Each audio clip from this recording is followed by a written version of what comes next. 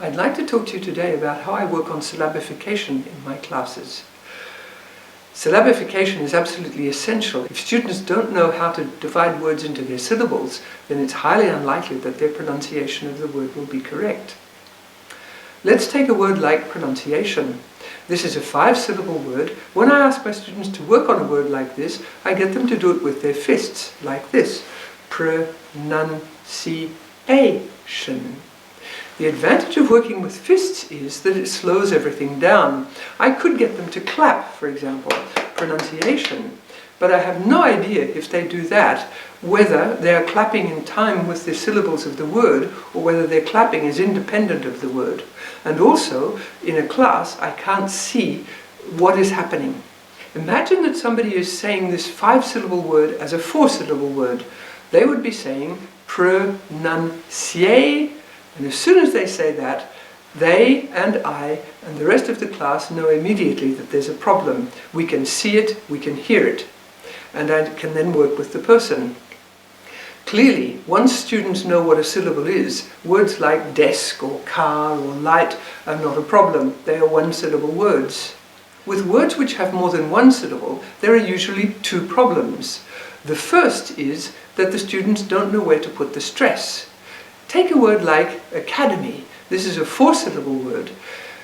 I would write it on the board and ask the students first of all to decide how many syllables there are, and we come to academy. It's a 4-syllable word, and then I say put the stress on the first syllable, and they say academy. Then I say now put it on the second syllable, academy. Put it on the third, academy. Put it on the fourth, academy. I'd get them to make a pitch change so that they can hear what they're doing. Next week we'll see that there are other things to do to get stress, but that's next week. Then I would say to my students, which of these do you think is the most likely? And they would try them all again, and probably about 50% of the students would decide that academy is the most likely, and this of course is true. Another problem that students have is they don't know how many syllables there are in a word. This is very common with the word variety. They think it's a 3-syllable word. They would divide it variety, completely missing the 3rd syllable. So I write the word on the board and I say, this is a word which has 4 syllables. Stretch it until you can find the 4th syllable. And then they would realize that the word is in fact variety. And then we have to get the stress on the right syllable. Sometimes in the class I need a quick fix. Imagine that the class is talking along and somebody says the word photographer, drawn into making a mistake by photo. I always work with a telescopic pointer, so I take my pointer and fold it right down like this. And then I make this finger into a hook and I put the word onto my finger, photographer. Like that. And then I say the stress is here. They know what to do at that stage.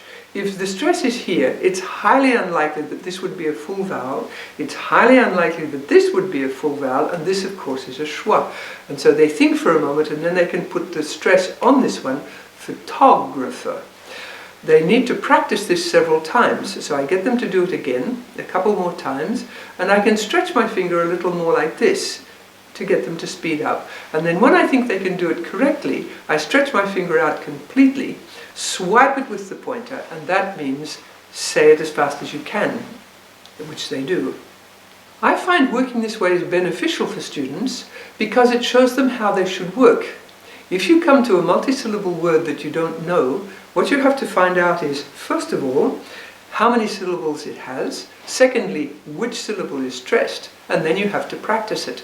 Practice it slowly, using your finger, and then speed up, and then you'll be able to say it correctly, and you will have it. Thank you for watching.